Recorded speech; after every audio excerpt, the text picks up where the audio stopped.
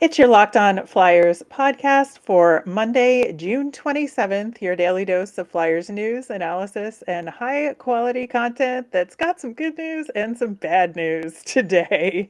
They're an organization with more questions than answers. All right, we will get into it all on today's show. Your Locked On Flyers, your daily podcast on the Philadelphia Flyers. Part of the Locked On Podcast Network. Your team every day.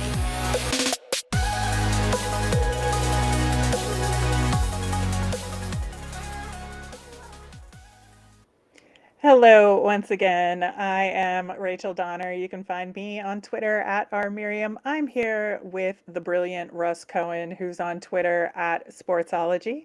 Thanks for making Locked On Flyers your first listen every day. You can follow us on Twitter at Locked On Flyers. You'll keep up to date on all the Flyers news and our episodes.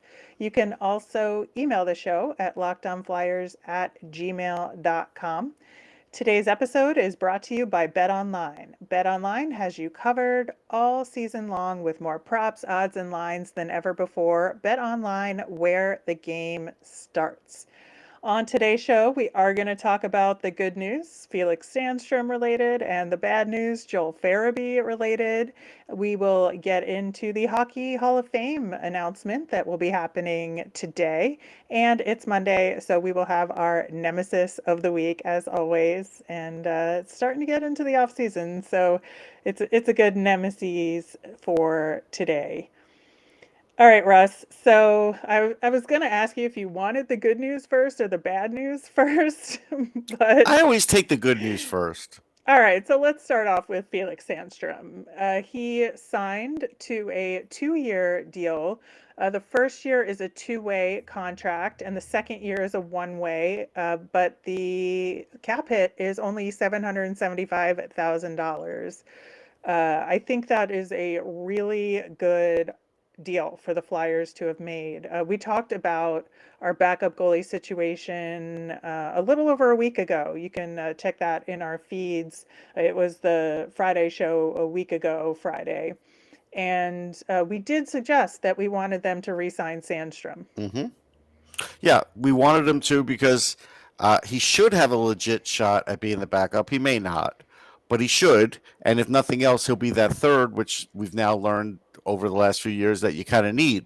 So at that price, he's an organizational guy. You never know what's going to happen with a goalie.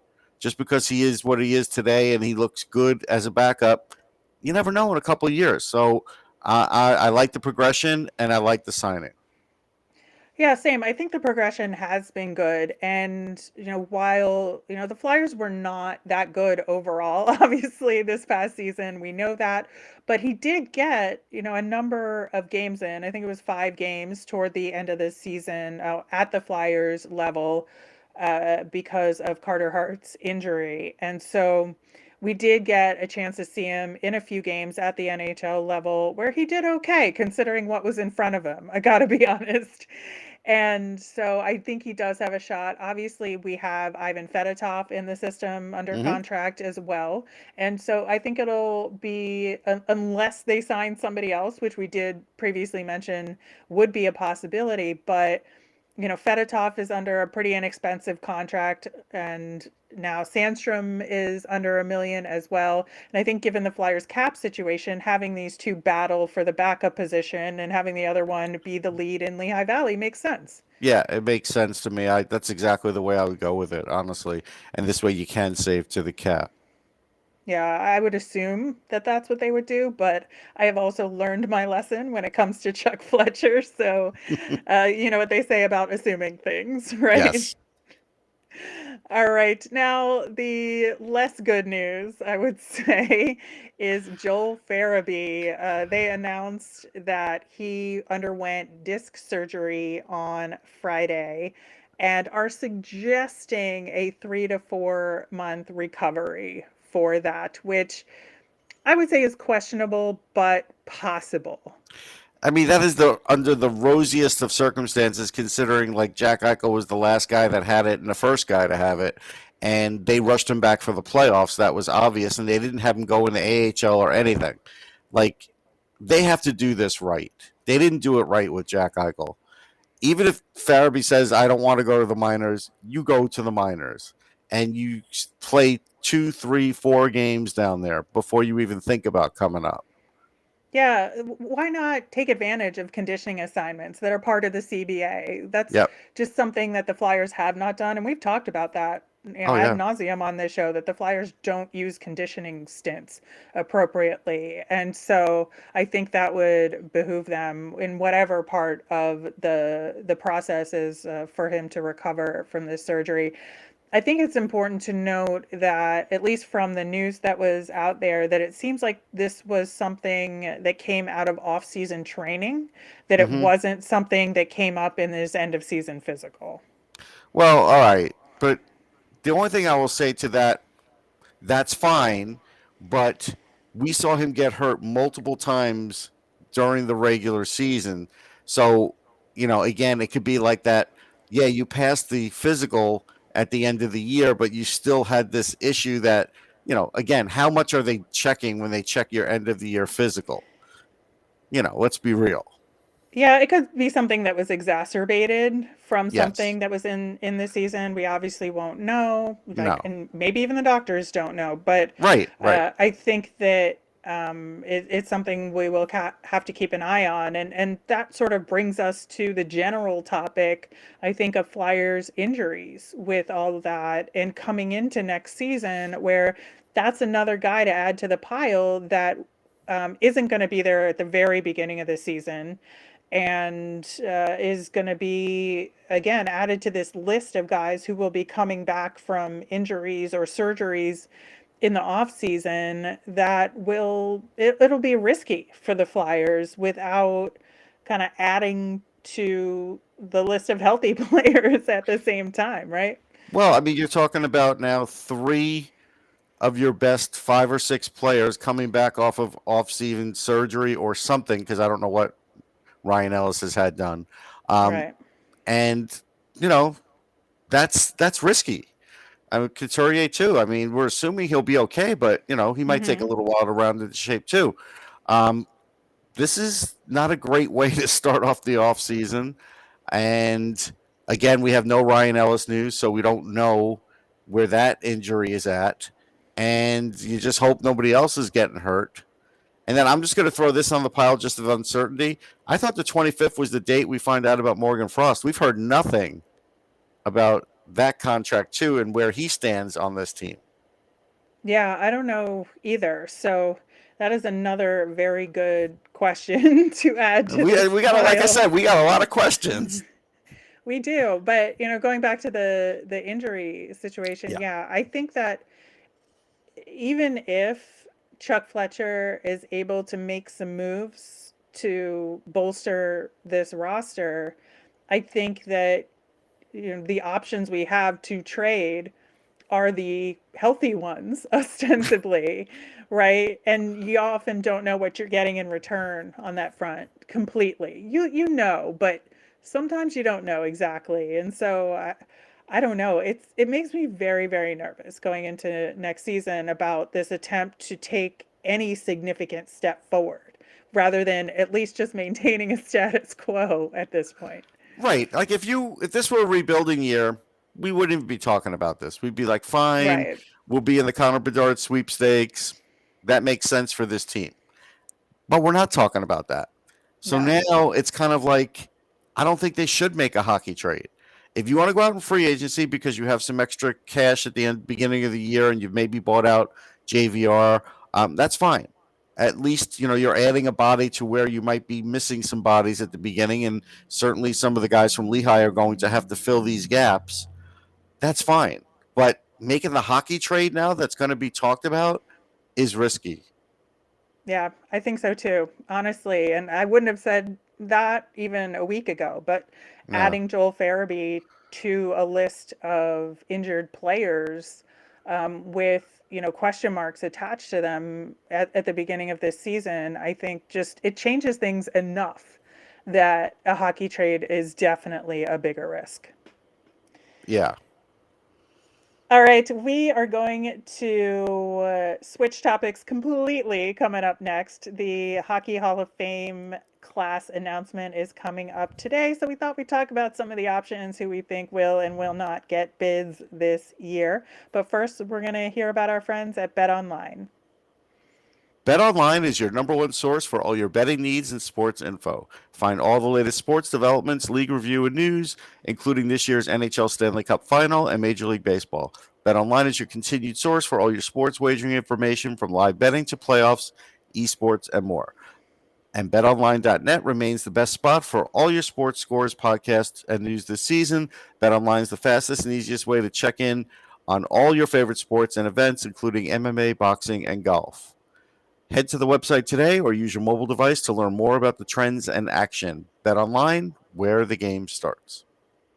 All right, the Hockey Hall of Fame will be announcing their class of 2022. And they did not have a class in 2021 due to the pandemic, and they seem to be insistent on having the ceremony in person, which I understand to some degree. So what led to their decision about last year. But what that does is kind of add kind of a backlog to people that you would Yes. assume would get bids. And for every class, they haven't changed the numbers. So you have a maximum of 4 male and 2 female honorees each year.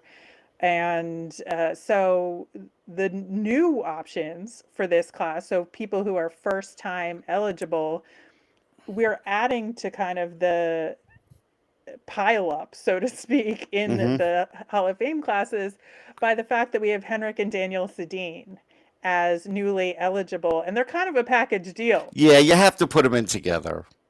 You do. So I I mean, it's think, unfair to the yeah, parents, if nothing else.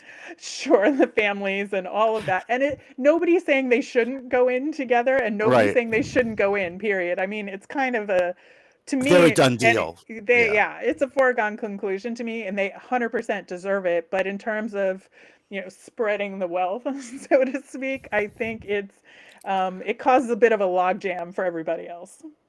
It has. I mean, you go through the new list names, and it's nice to have Roberto Luongo on there until you realize no goalies get in. I mean, so few Hmm. goalies get into the Hockey Hall of Fame. It's just ridiculous. Mike Richter's not in there as an example. And again, it's not the NHL Hall of Fame, it's the Hockey Hall of Fame. So there are other accomplishments that you could put on Right. someone's ledger.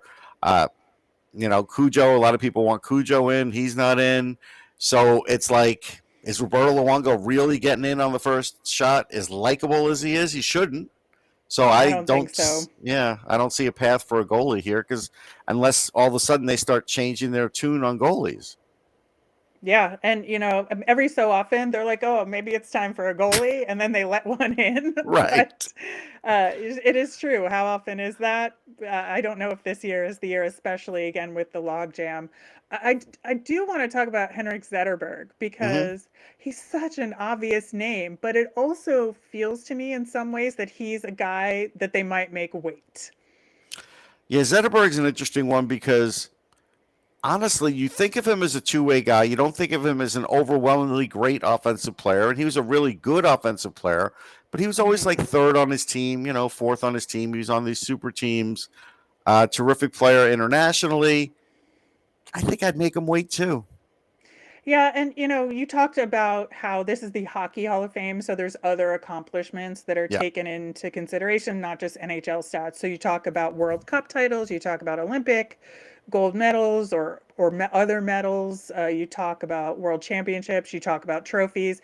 Zetterberg has won the Conn Smythe, he won the King Clancy, but he's a Foundation Player Award winner, but I feel like, with him, again, he has to have won multiple trophies outside of this Right. in order to be considered first ballot. So, yeah, I think that's where I kind of draw the line. Now, on the women's side, I think Megan Duggan and Caroline Ouellette are first year eligible, and God, both of them deserve it so much. But I think if they're going to prioritize one over the other, it's going to be Caroline Ouellette, and I've got no problem with that. It is. I'm probably biased. I've interviewed Megan Duggan a bunch of times. I think she's great, but I think Ouellette's the better player. So Yeah, I think so too. I mean, it's hard to, compare sometimes along these lines, but I do think Megan Duggan eventually should be on that list to go in. But I think like if they're gonna do something where they don't allow two women in this year, I think Caroline Uyat is absolutely a given. I There, do have one more player. Look, I know we're having all kinds of trouble with Russia and everything else, but Alexander McGillney has been waiting his turn pretty patiently. I think he had well, 76 goals one year too.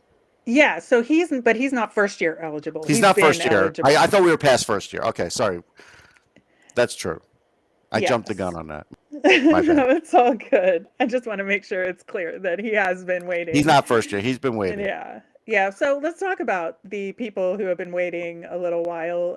There are some guys with a Flyers connection that Hmm. are on that list. And so, Russ, I'm definitely curious about your opinion. I know I have mine.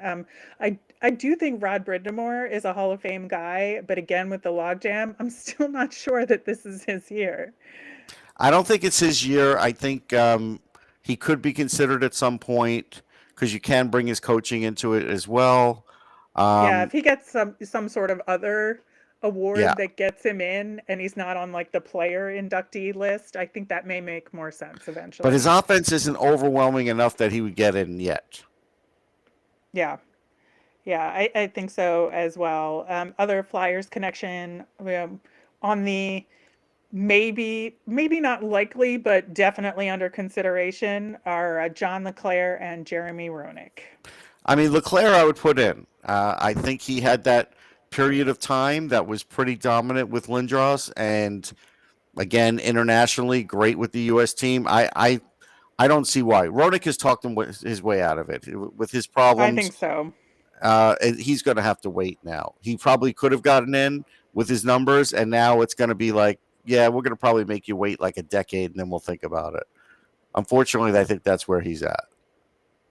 Yeah, I think so as well. Unfortunately, I just think there's some guys with a considerable higher number of points. I mean, some of them have played more games too. So to be fair, you kind of got to look at the points Yes. per game on that front. But Hmm. I think Patrick Elias is one of those guys that I think should be under consideration here. Real close.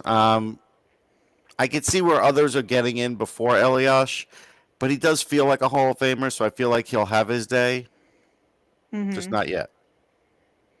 Yeah, and then Sergei Gonchar is another name that I think just the breadth of his career was such that I do think that even if he's not, you know, a lock, I think that he should be high on people's lists. Yeah, I mean, a terrific offensive defenseman, great on the power play. Did hang around a bit too long, and I think maybe that's hurting him now. But in the end, I think he will get in. But I just think, yeah, right now it's not his time. But I think it will happen. So Sens fans seem to think that this is the year for Daniel Alfredson. What do you think? I mean, it could be. I mean, to be honest, if I'm going between like if it's up to if side by side, if it's Alfredson and Zetterberg, like they're pretty comparable players. Hmm. And I don't know who had the longer career because I know Zetterberg played with a bad back for a long time. But I for what Alfredson meant to his country as well, I might go Alfredson ahead of Zetterberg. Yeah, it's really tough because Zetterberg has a Stanley Cup, a gold medal, a world championship. And again, these things are under consideration when people are voting. And so I think that it's that could give him the edge. Is there anyone else that you have been clamoring to get into the Hall of Fame who isn't yet? Yeah, I'm going to say Alexander McGillney. I mean, again, there's not enough Russians in the Hockey Hall of Fame. He had a terrific NHL career. I think he had a 76 goal season. Uh, just a terrific 4-time 40 goal scorer. top 75 all times in goals, top 100 in points, 8-time 30-goal scorer, 2-point 100 goal scorer. Won the cup in 2000 with the Devils. A Rocket Richard Trophy winner, 92, 93, tied with Solani, Lady Bang. Like he's done so much, and Olympics. Yeah, I mean, you're not wrong. It's just so tough to make these cuts again because It is. the list is so small where we don't have a lot of space. And but I guess it's the Hockey Hall of Fame for a reason, right? Yeah, Where it's you not the have to Hall be of Very Good. Yeah. yeah. So you have to be the best of the best to get in. And I don't think anybody argues with anybody who gets selected. People can argue with how long it takes, but I think in most cases, the people who actually get selected 100% deserve it. If it's so, you said it's only 4. That's it. Hmm. Maximum of 4 and maximum of 2 women. Right. So the women we squared away. I think it should be the Sedins, Alfredson, and McGillney. That's the way I would go. And look, I still think Mike Richter should get in, and everything else. But right now, that's the way I'm going. All right. Well, the announcement for it is at 3 p.m. Eastern today. So if you're listening later, you can make fun of us if we were wrong or congratulate us for being correct. I'll be But on there, so I won't make fun of us just at that point. So yeah, like I said, it's at 3 p.m. Eastern, and you can watch that on NHL Network in the US. It'll be on TSN up in Canada as well. So looking forward to that. And it's Monday, so up next we will name our Nemesis of the Week. All right. So if you are a longtime listener of the show, first off, thanks for that. We sincerely appreciate it. You should know what our Nemesis of the Week is by now if you are newer to the program. Every Monday, we look at the world of hockey around us and say, as Flyers fans, who is our Nemesis of the Week? Who do we hate? Who's getting our goat? And last week on the show, we talked about the rumor mill of who on the Flyers may want out due to the hiring of John Tortorella as the head coach. So far, I think it's been a little quiet on that front. What do you think? Yeah, it's been quiet on that front. I agree. So I think that's good to hear, first off, that we aren't Hmm. even hearing, back channel rumors about anything. So No. I'm feeling pretty good about that actually overall. Whether you like torts or whether you don't, I think that not hearing about guys wanting to bail because of it is good for team unity. Yeah, I think right now, team unity seems fine. It is the off season. Maybe Right. as September hits, we'll hear otherwise. But at least we're not hearing bad things now. So can't say anything bad about it. Exactly. All right. So my nemesis for this week is the calm before the storm. This is sort of the week in between where we had all the flurry of news around John Tortorella's hiring. We've got the U.S. holiday weekend coming up this week. The following week is the draft. And so we kind of have this week in between. So I'm calling it the calm before the storm, where, trades could happen. But I think that I just get nervous in these little lulls where, like, oh God, what could possibly go wrong? But then again, also, like, what exciting thing could happen? For me, the nemesis this week is the lack of still information about certain flyers. I even brought up Morgan Frost, the lack of finding out about that, the lack of what's happening with coaches, assistant coaches, what's happening with Lehigh Valley. Is there an assistant GM? Is is it the same coach? Is it a different coach? Is it a different coaching staff? I just want to say the lack of is really my nemesis because, I would talk about it and write about it if we had the information. If we had the information, I think fans would feel a little more secure. We were told over a week ago they were going to go over all these things, and we kind of went like a week without anything. Yeah, it is a little quiet out there. And we've talked about that a little bit, that they're really keeping everything close to the vest with what they're doing this offseason. They did it with the coaching hiring process, to get John Tortorella in. But I think, yeah, it's sometimes a little frustrating because you want them to take action, because you want them to do something to get better or to take a step forward as an organization in whatever form that is, and what their plan is. And yeah, things are very secretive with the Flyers right now, so it's kind of hard to get enthusiastic in any front on the I team. mean, in But 10 days, you're going to find out about at the draft. So um, that's going to be something they're going to have to break their silence to talk about that a little bit in a few days, no matter what. yeah, they will for sure. And speaking of that, on Friday's show, this past Friday, we put out the Locked On NHL mock draft episode, which was all of the Locked On hosts giving their picks for who they would pick for their teams, including us. We picked David Jiricek at number 5, and based on who was available at that time to us. We're going to follow up a little bit on that on tomorrow's show, just because a little bit of time has passed since then. We want to talk a little bit more about the logic around it, and see what we would pick as opposed to what we picked on behalf of the Flyers, kind of thinking in their heads. So we're going to follow up on that. We're going to talk about the latest Flyers news, and we will get through these next couple of weeks before the draft with a lot of good stuff. So stay tuned. As a reminder, we always want to hear from you. So send us in your reaction to that David Jiricek pick at number 5. You can talk about who you would pick, and we'll definitely talk about it on the show. You can tweet us at Locked On Flyers. You can email us at lockedonflyers@gmail.com. You can comment on our YouTube. So lots of ways to get in touch. I'm Rachel. I'm on Twitter at rmiriam. That's RMIRIAM. I'm Russ. I'm at Sportsology, SPORTSOLOGY.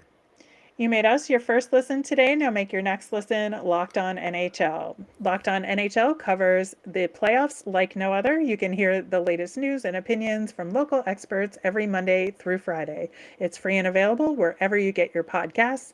Thanks for listening and have a good day.